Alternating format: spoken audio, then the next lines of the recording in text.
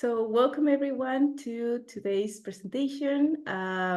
Today I have the honor of presenting Laura Roldan. She is a third-year PhD student at the University of Exeter in Q-STEP Center. Her current research focuses on the relationship between armed conflict in Colombia and deforestation using innovative network analysis methods.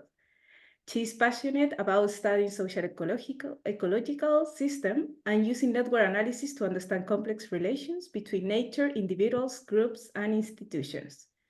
Through her research, she hopes to contribute to a greater understanding of the ways in which human actions and societal kind of structure interact with and impact the natural world. So welcome to this seminar. As you already know, after her presentation, we're going to be having some Q&A. So please, if you want to add some questions in the chat, I'm going to be able to read them, or you are going to be able to unmute yourself at the end of the presentation. So thank you very much, Laura, and I give you the stage. Thank you everyone, and thank you for having me today. It's a real pleasure. So yes, my name is Laura Roldan Gomez, and I am doing this PhD on social ecological networks, but today my paper is focused on the social side of the social ecological system that I'm studying. And I am exploring the question, how do armed conflicts evolve? So please confirm if you see that I changed the slide. Yes, it's working. Yeah. Great, thank you. So what I'm doing with this paper is that I'm looking into the microdynamics of conflict to identify possible interaction patterns that could help us understand and better predict how conflicts evolve. And I'm doing this by fitting a relational event model to data on the Colombian armed conflict.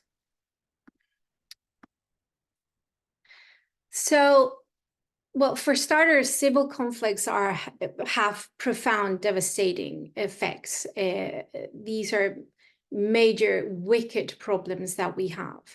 Not only the loss of life and the alteration of the social and ecological fabric, also the damage to the economy and the political institutions.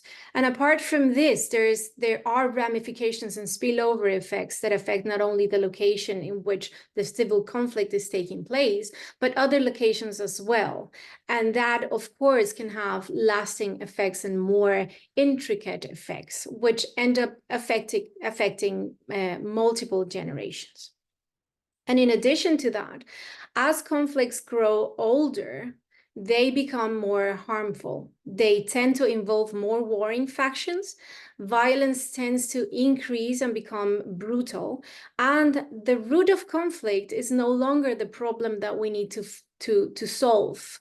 It is the cumuli of problems that derives from this root cause. So we don't see a clear end as the conflict tends to increase in duration. And of course, relapsing is very common because now you don't have one problem, the original problem, you have many problems. And so what we have been observing over the past 80 years is that conflicts have increased in number, but also in duration. So in the 1940s, there were approximately 5 conflicts, 5 civil conflicts, and that number has risen now to around 30. And also conflicts in the 1940s used to last around 1.5 years, and now we're seeing conflicts that last over 20 years. And sadly, Colombia is a very good example of a long-lasting conflict. And this is where I center my research. So the conflict in Colombia revolves around land and natural resources, which is one of the significant drivers for extended conflict, according to scholars. It's been a conflict mainly fought between the government and 2 big guerrilla groups, but in reality, we can see a multiplicity of actors, including paramilitary groups, drug lords, common delinquents, and sub-branches of these. So in essence, it has been many wars fought in the same theater of war.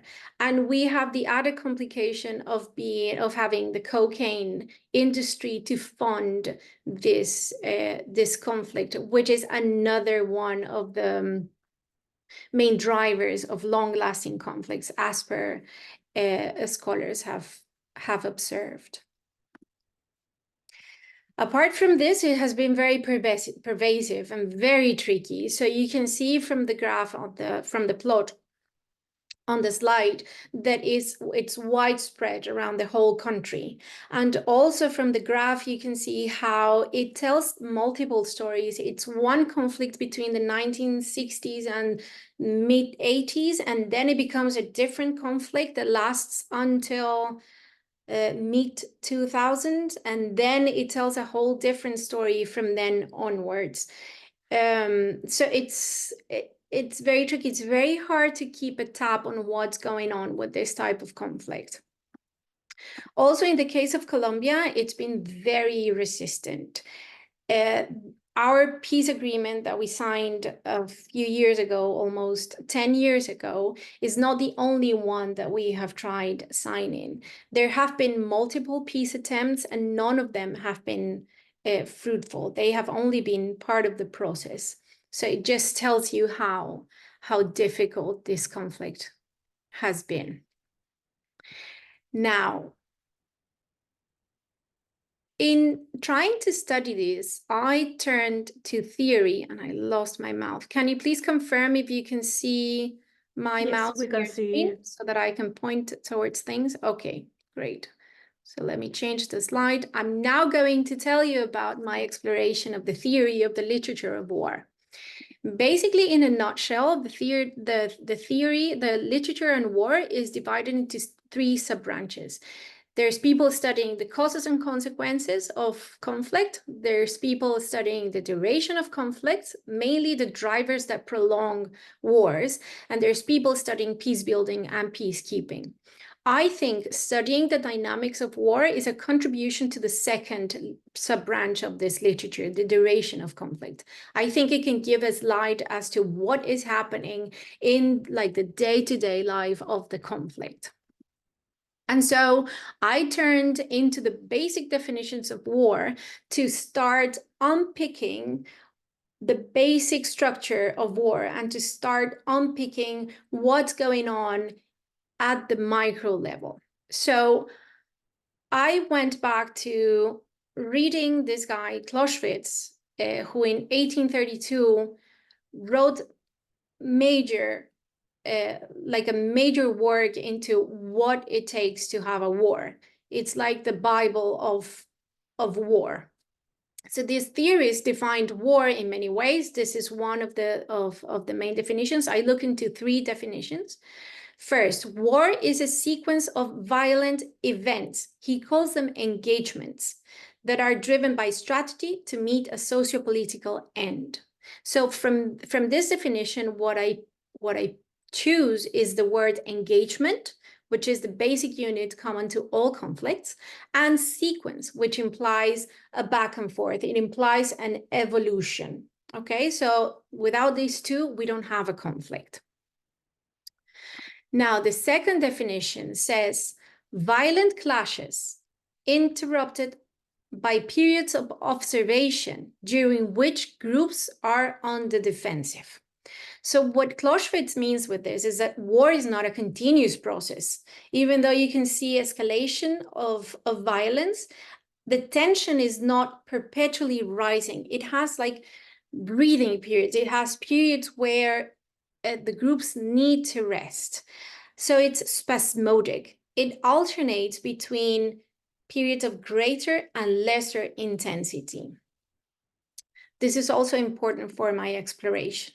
And the third one is that from the enemy's character, his institutions, the states of his affairs, and his general situation, each side, using the laws of probability, forms an estimate of its opponent's likely course and acts accordingly. Now, reading Clausewitz is not great. It's not my favorite read, but he does tap into some very basic and very important concepts. In this slide, what we see is probability. Every engagement has an associated probability of happening. And number two, interdependence. When an engagement happens, it immediately changes the probability of the next engagement.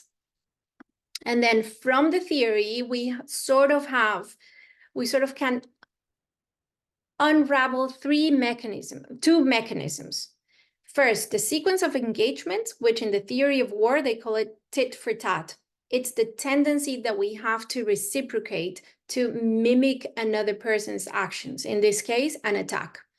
And the spasmodic, those moments of rest and moments of stark escalation of the conflict.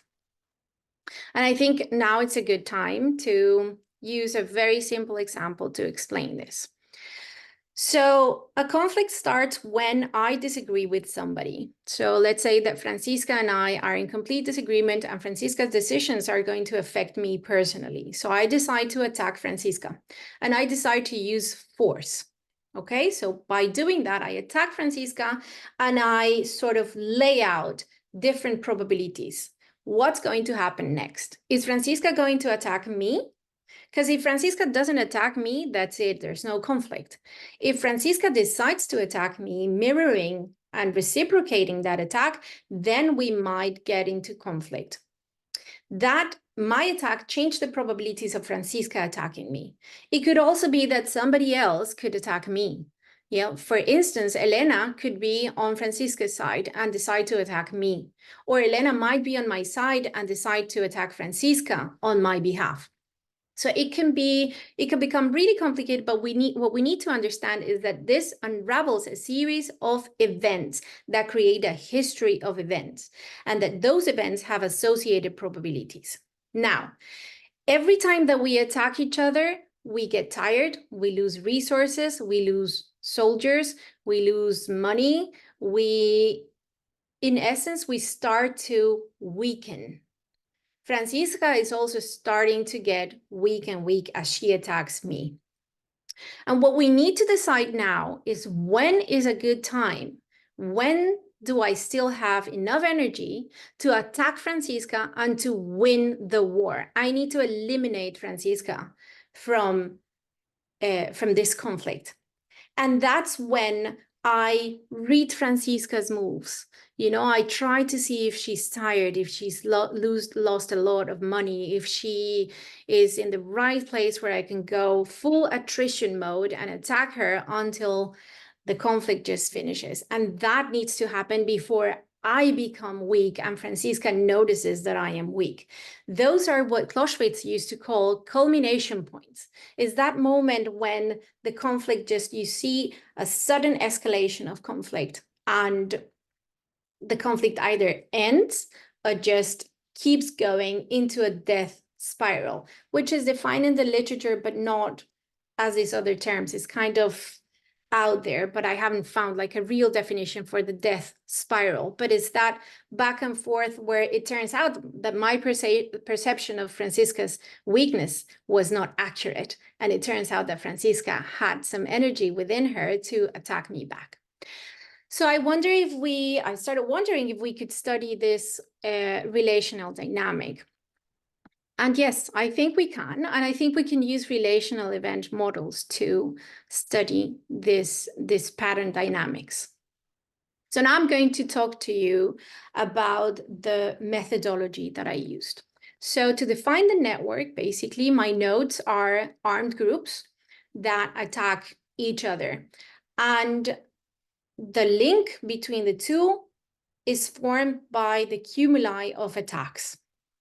So we have a sequence. In day one, this guerrilla group attacked the government. Then what happened in day two? The government attacked another guerrilla group. And my data is structured in this way, a sequence of events where one group attacks the other.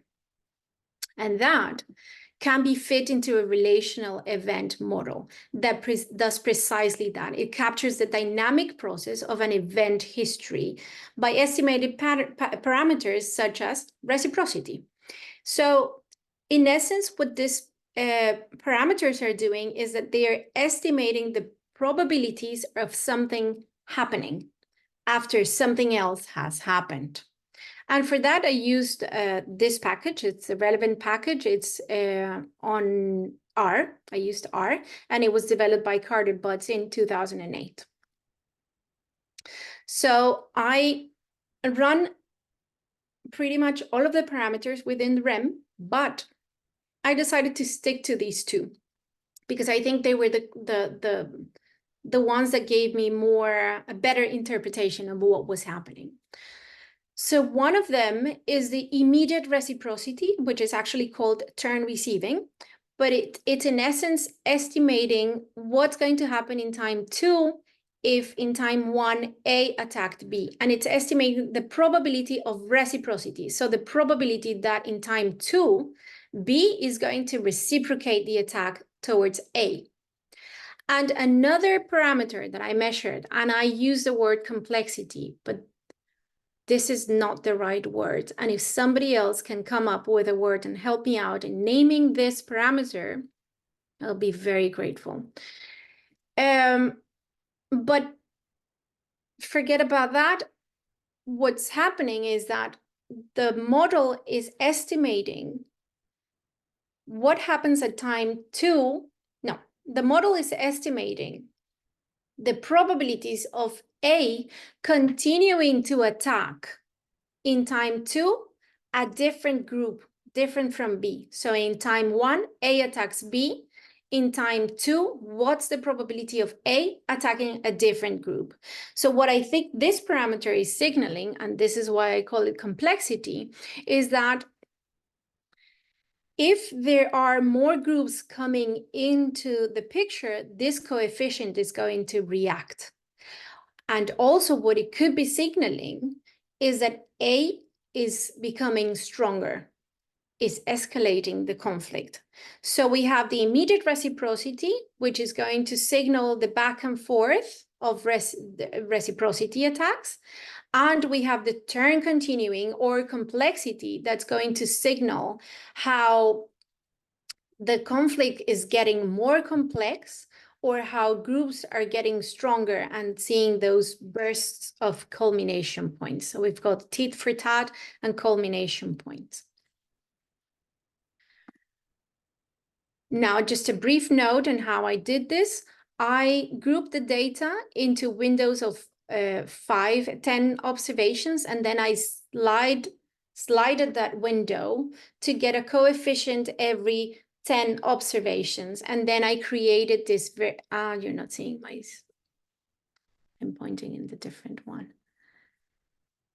So that's why you see a bunch of points and then this trend line indicating like the average variation of these moving windows. Just to confirm, so far so good? Are you still hearing me, seeing my screen, etc.? Everything okay? I'm checking out the chat and I don't see anything that we need to address. Great. I don't see your faces and I don't see the chat, so I'm in the dark here. Now, my findings. The exciting part. So in this slide, what you're seeing is the variation of immediate reciprocity and the variation of complexity.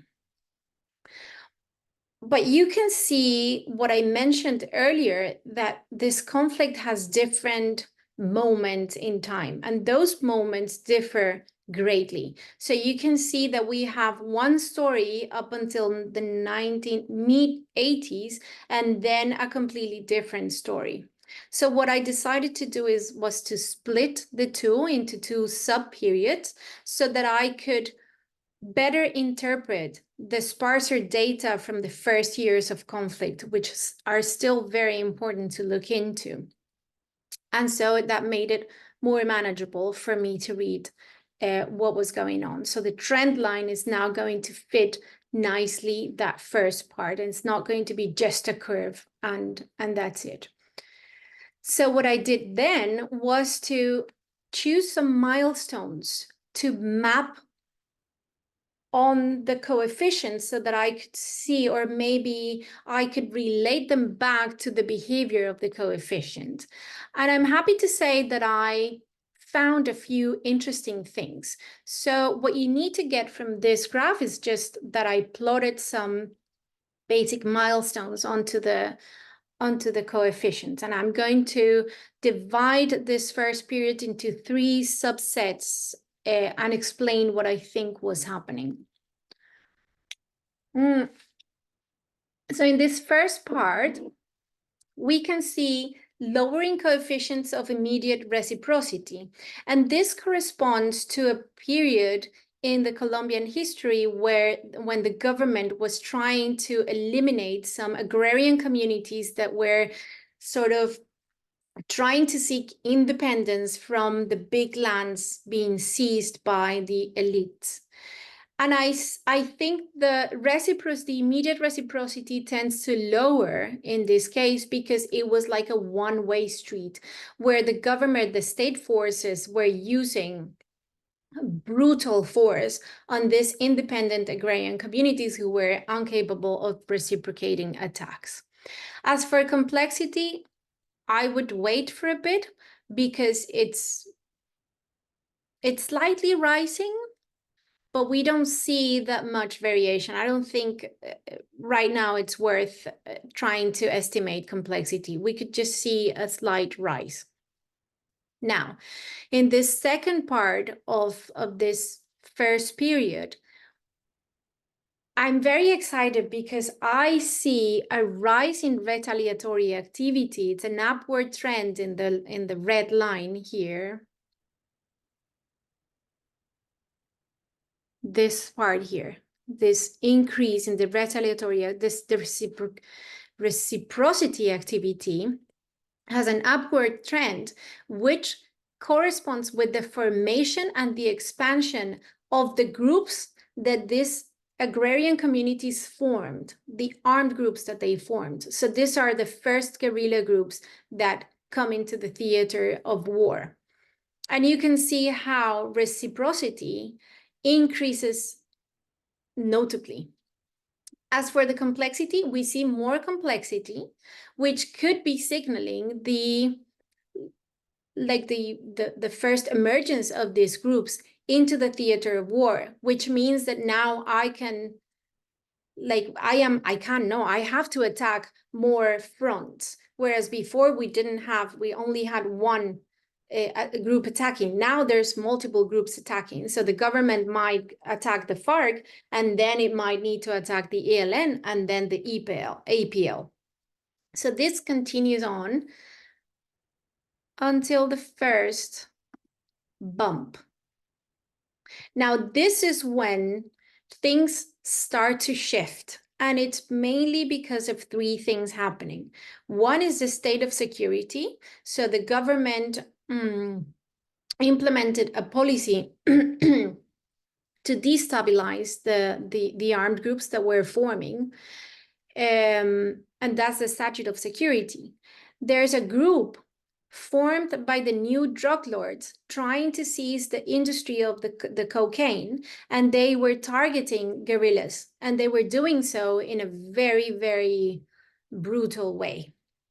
So we have these 3 things that sort of explain, not completely, but explain this oscillation in the reciprocity coefficients. As for the complexity coefficient, I'm a bit at a loss in this point. Up until the ceasefire, which is depicted here by this gun shooting a peace symbol. So this is a ceasefire. So my interpretation is that at this point, at this peak in the reciprocity, where you can also see the drug lords coming into play into the conflict, there is a need for a resting period. Those alternating periods of lesser and greater intensity, this is one of those where they needed sort of to rest and regroup all of the groups.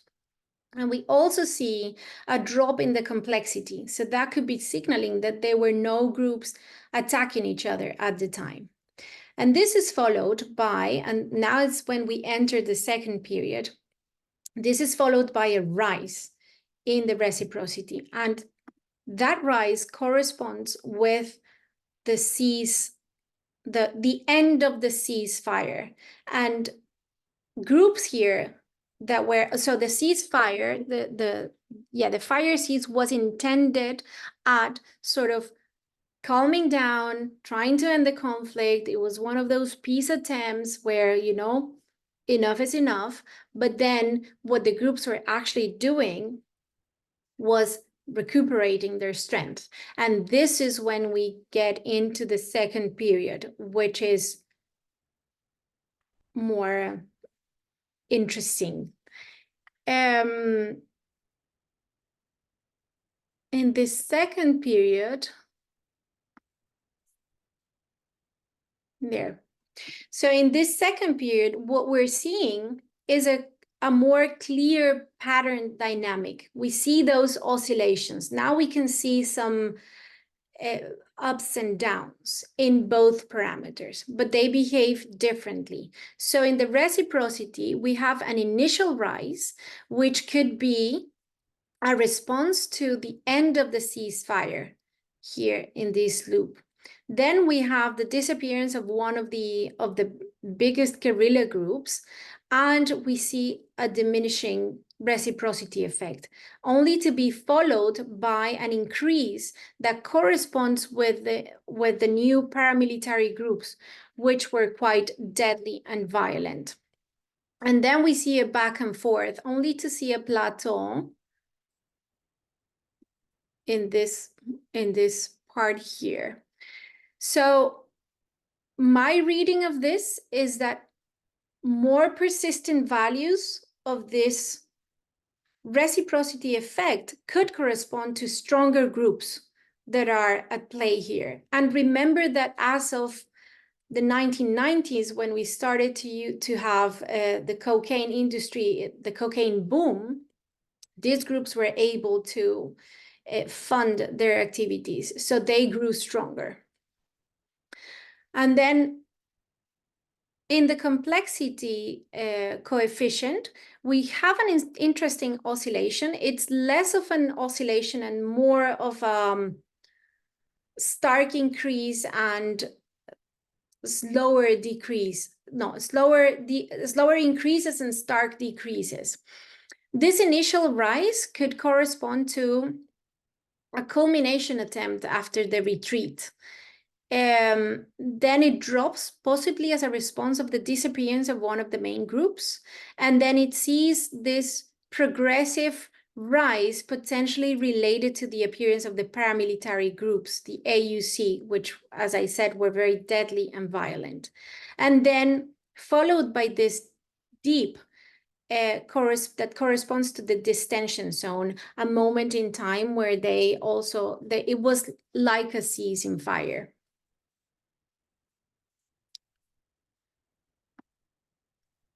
And this last part of the conflict, we see that reciprocity is now more stable. So after the disappearance of the AUC, because they got disarmed in 2006, the paramilitary group, we see a more stable coefficients, followed by a drop in the coefficients of reciprocity. So I see this as the remaining groups after the disappearance of the paramilitary groups were sort of leveled, but also starting to decline. So in the year 2008, the FARC, which is one of the biggest guerrillas and the oldest guerrillas in Latin America, had two leaders, one died and one killed. And then they sort of shifted their strategy and they went from a military to a militant strategy. So they were no longer groups, as in military groups. And then in 2011, they see another of their leaders being killed. So they sort of start their decline. These were huge blows that essentially had a negative effect on their way of fighting. And as for the complexity, I wonder if the peak, this peak, is another culmination point. So the complexity coefficient is more elusive, but you still can see those highs and those lows and how it's more of a spasm rather than a dynamic. And after this blow, it starts to diminish as well. And this last part that has like a blue shading is when we sign the peace agreement. And I don't take into consideration this data because they're quite sparse. And I think we need the following data to sort of look back and see what was going on. So I don't take into the study these few data points. And so we've seen so far the tit for tat and sort of the culmination points. And what we see here that I haven't shown you is that death spiral. How difficult. Is that those tipping points where you can see after this, there was more conflict. Then another peak here. I'm pointing at the wrong screen. There another point around here, and then several points that are possibly indicative of culmination points that don't end the conflict. And that's what I think the literature is referring to as death spirals. So to conclude, and I think I'm doing very well on time, I think that I see pattern fluctuations that match the theory. I think that we can use this approach to look at dynamics like tit for tat, culmination points, and death spirals. The parameters measured are at play in the conflict. Reciprocity seems to give an easier interpretation than complexity. That's something that I would look into with great detail, and I'm going to give you some limitations in future research in a minute. So what I think it can help us understand better how the conflict evolved, but most of all, I think we can get a better sense of where conflicts are heading, and we could potentially use this knowledge to plan policies and strategies for de-escalation. So when would be a good time to launch a peace agreement? Because so far it seems like the best time to launch a peace agreement has been after we've seen those points of exhaustion where groups have gone full attrition mode and now are diminishing. But maybe a better moment for a peace agreement is before that escalation and drop in the conflict. And also, I think that this is a good application for relational event models, and I haven't seen an application like this one. So more work on using relational event models should provide more information and more interesting information. Now, there are a few limitations with my data. One of them is that I'm missing the directionality in part of my data, and I had to correct that by doing an imputation with a Bernoulli imputation. And also, I am using ordinal time instead of exact timings. So ordinal time is just this happened first, and this happened then, and this happened then, and this happened then. Whereas exact timings would tell you this happened on this day, then 10 days elapsed, and this happened then. And then we had a resting period of 1 year. So it gives you more precision as to when the conflict started and ended, or the attack started and what was the effect. And also that I'm using one data set, and there are many data sets that exist that could confirm or contradict these informations, my observations. And that's it. Great, thank you so much. Everyone can react with your applause emojis or that kind of stuff if you want. Right now we're going to be having a Q&A, so I'm going to leave the opportunity to everyone to just raise their hands, and you can just ask a question or maybe make a comment. Thank you so much, Laura. I actually have one question for you to start, if I can. Thank you so much for that. I very much enjoyed your presentation also because you were able to share the story. Like when we were looking at these indicators, we were able to identify the whole story that you were telling us. So it makes sense. So I was wondering actually about the data collection. You were mentioning that you were using a database, because I was thinking that maybe it could be super interesting to add, I don't know, for example, the duration of the conflict, or how, which were the participants of each conflict, or all the kind of aspects that maybe you can add from the database. So I was wondering about that, if you can tell us a little bit more about that aspect. Yeah, the data is available. It's just that I was starting to learn how to use the relational event model, and this is all I could manage. If somebody is interested in doing that, I'm happy to co-author papers on this regard.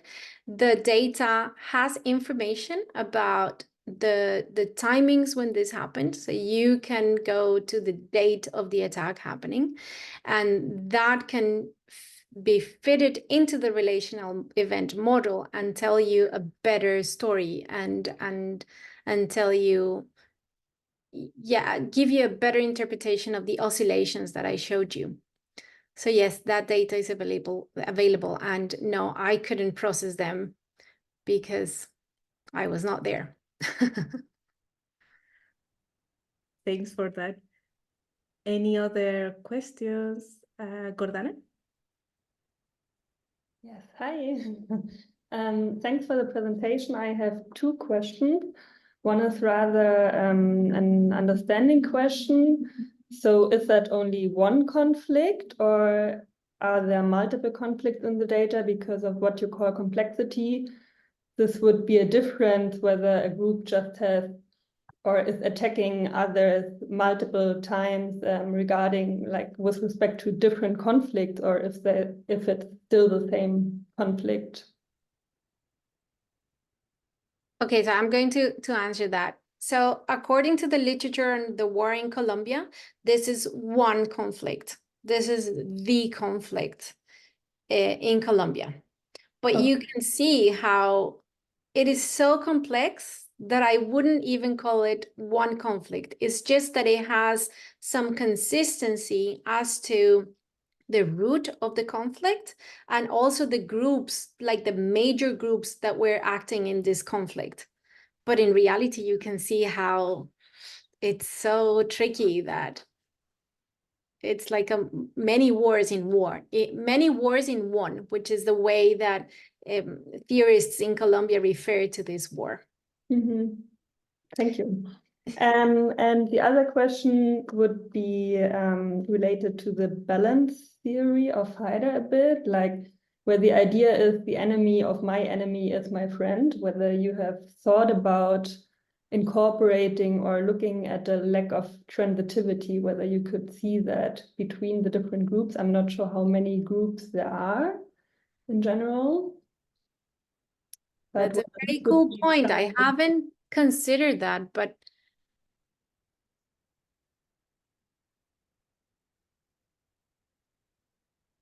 I don't see why this data wouldn't give you that. Yeah, just as an idea.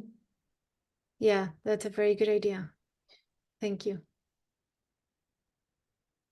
Thank you, Gordana. Sarah, I see that you are raising your... Oh, okay. Yeah. Not Sarah. Joining from Sarah's Zoom. I'm Shreyas. thanks for the very nice and interesting talk. And I have a more like follow-up question on like based on your background. So I was interested in how you're going to like link the ecological aspect to the social aspect, and how you like what are your thoughts about the like scaling up of the model and interaction of various actors. Yeah, yes, that's an excellent question. Indeed. I am trying to answer that question myself. But no, in essence, what I'm going to do in my second and third paper, my second and third paper is that I'm going to bring in deforestation data. Now I have an issue, a challenge, because the data that I'm going to pair with the deforestation data is not this exact data set. Because for the deforestation data, I needed the geographical information that's in a different data set. And that data set doesn't have directionality. So I'm going to have to do some very clever things to sort of try and make it work. But the way that I'm thinking about this is just as an initial exploration to get to the point where I could look at both and infer conclusions from the times in which I see deforestation and where I see a certain type of conflict, which is maybe next year I can present that one, Francisca. But yeah, so the idea is that I'm going to use that sort of inference from both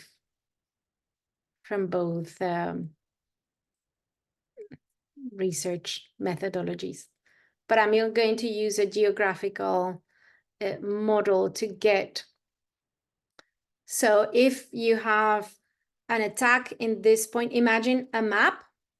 And if you have an attack in this point, then what happened around this point in terms of deforestation?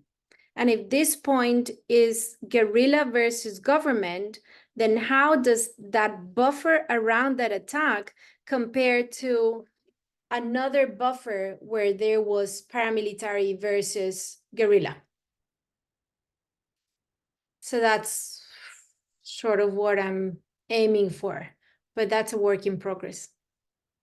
Yeah, that's super interesting. Thanks for your answer, and good luck with Thank the you. future. Yes, I need it. Thank you. Thank you. Thank you so much. I don't know if there are other questions, comments, suggestions. The name of the parameter. Somebody give me something. We're I'm all sure going to be... somebody was thinking about, you know, the name for that parameter is. Okay, think No, about apparently not. it. Food for thought. I see things in the Okay, chat, but I don't know. Best wishes have to drop. Certainly interesting yeah. sharing. Thank you. There were a lot of good comments for your presentation. So thank you so much, Laura, for Thank this you. presentation. And thank you everyone for being here. Next week, we are also having another seminar. So please check the website of the Women in Network Science, because you are going to be able to see in there all the next speakers. Actually, Gordana is going to be also presenting in a couple of weeks too. So please join us the next couple of seminars. And yes, we're looking forward to see you all. Have a nice rest of the day, afternoon, I don't know, depending on where you are. Bye. Thank you. Bye-bye. Bye-bye. Thanks.